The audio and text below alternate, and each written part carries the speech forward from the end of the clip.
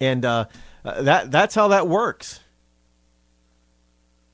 So yeah, they're same with your congressman. They have a 2-year contract, and your senator has a 6-year contract. And frankly, I think too many of them are getting too many renewals on their contracts. I have said before that I was not for forced term limits.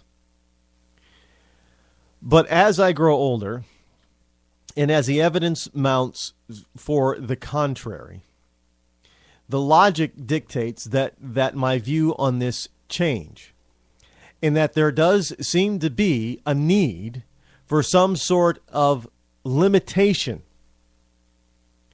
put on those people in power. Now, I firmly believe that nobody should serve more than 10 or 12 years in office.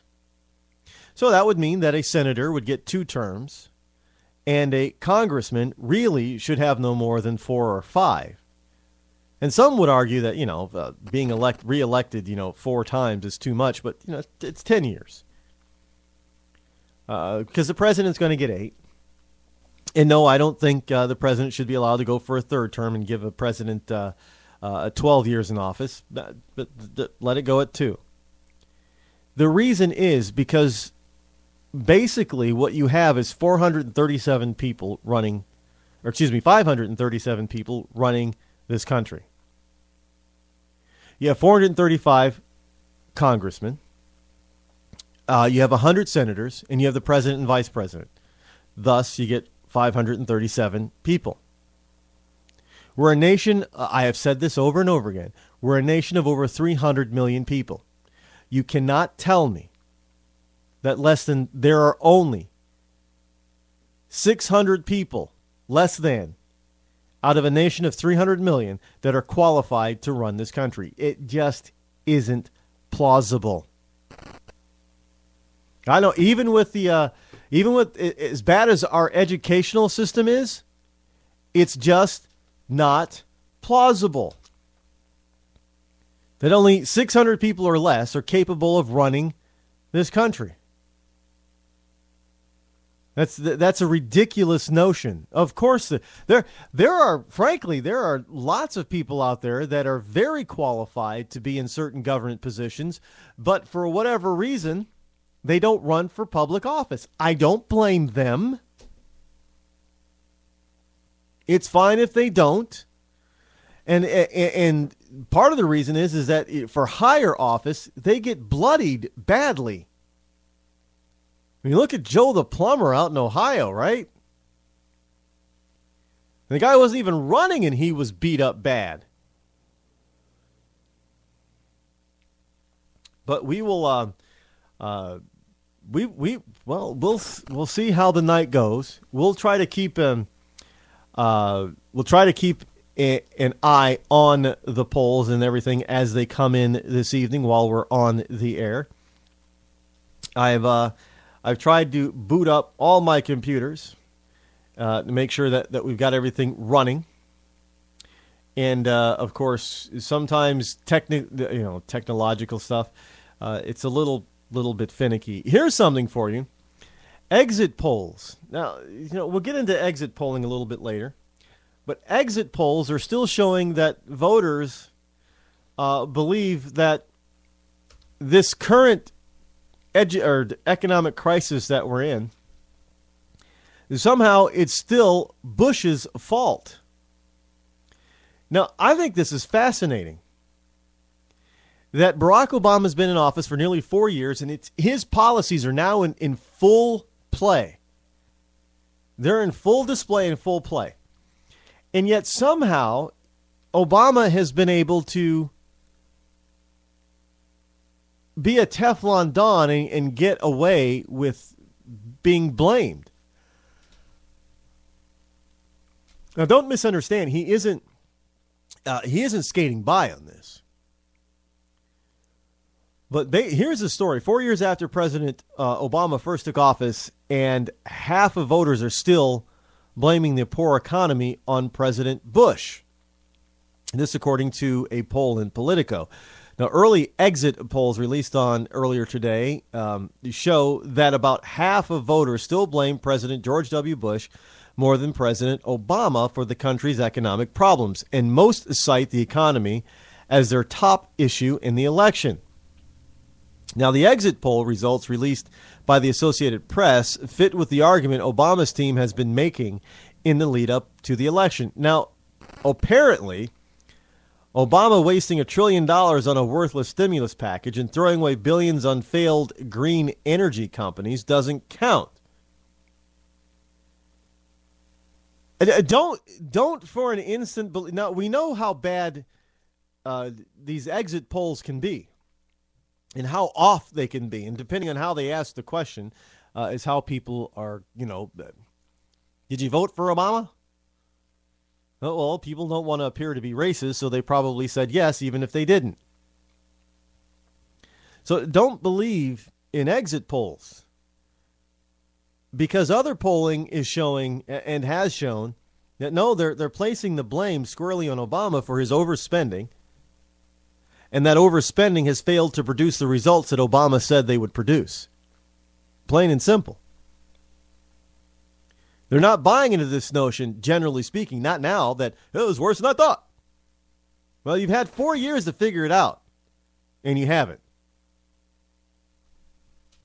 So this notion that it might be Bush's fault, because this plays into what the lamestream media likes. But Obama has been around. He's still running around acting like a crybaby, blaming Bush for, hey, you gave me such a bad economy, George. It's your fault. It's your fault, man. It's your fault. But people aren't buying it anymore. They're not.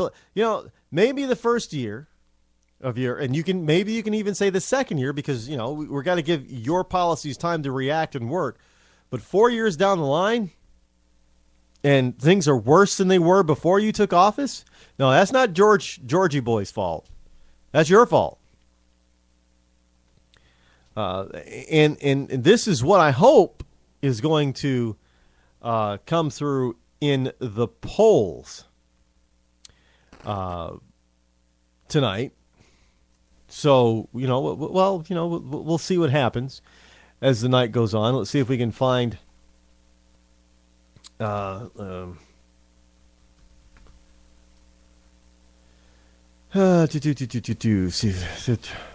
sometimes it could be. There are people that were, yes, there are people that were complaining that their votes weren't being registered properly in certain states, and we'll get into that as well. Let's see what they're saying, because some of the polls have closed in some states right now, and we'll see who they are saying. It looks like, let's see, exit polls split on Obamacare. That's also not true. But we have some counts coming in, and it looks like Virginia, it is 50. Well, it's hard to say right now, because it's only, not even 1% of the precincts are counting. But for instance, here in New Hampshire, it's saying that not even 1% of the precincts reporting, and Obama's up 65% to Romney's 32%. I don't believe that number. But we will see as the night goes on. But it looks like they're scoring and already and giving Romney an early lead as far as the Electoral College is concerned, with 8 versus Obama's 3. Now, it's going to be a long night, folks, so you're going to need to hold on. And we're also going to try to track the Senate and House races. But again, we will see. And they're predicting or saying or calling that Vermont has gone to Obama. That's not a surprise. And that looks like Kentucky is going to go for Romney. And there you have it. So far, that's what we got. It's going to be a long, what I'm probably going to do like I did last time. I'm just going to go to bed. I'm going to go to bed at around 11 or 12, and then I'll wake up in the morning and find out who our next president is.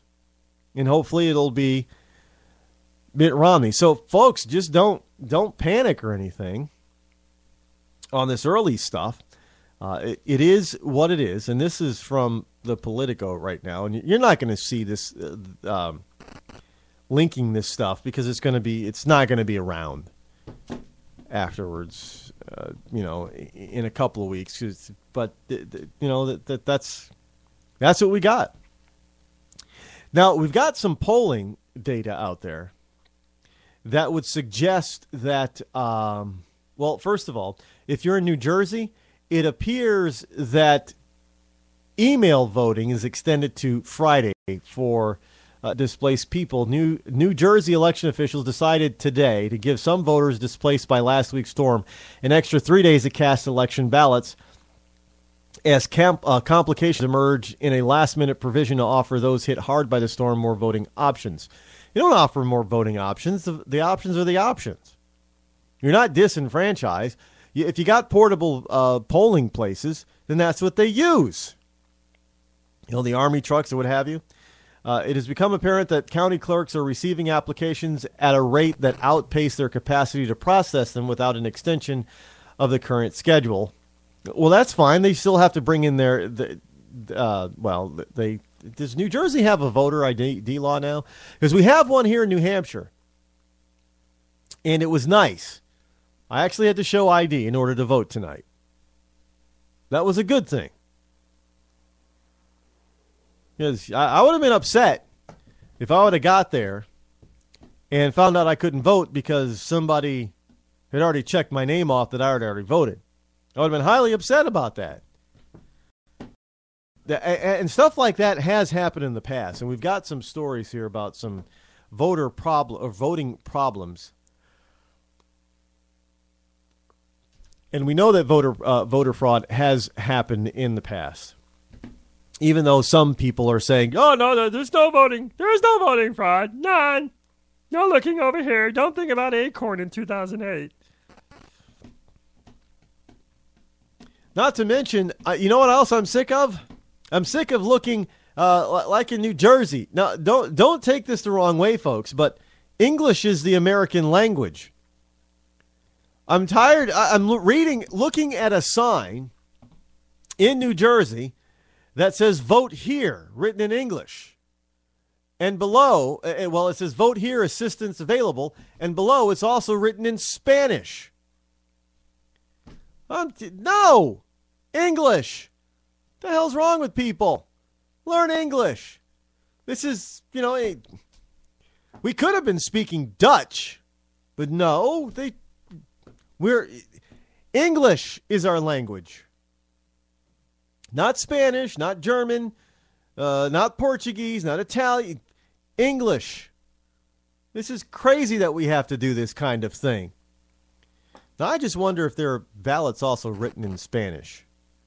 And exactly what do those ballots say?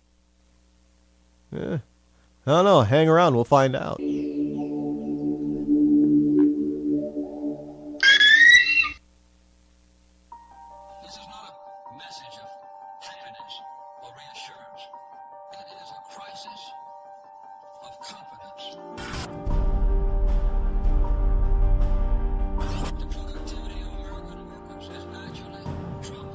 We aren't out there hungry, selling America. We've been a little bit lazy, I think, over the last couple of decades. The symptoms of this crisis and the American spirit are all around us. We've lost our ambition, our imagination.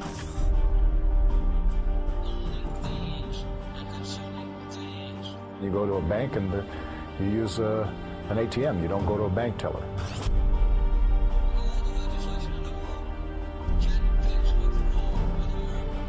Country that had gotten a little soft.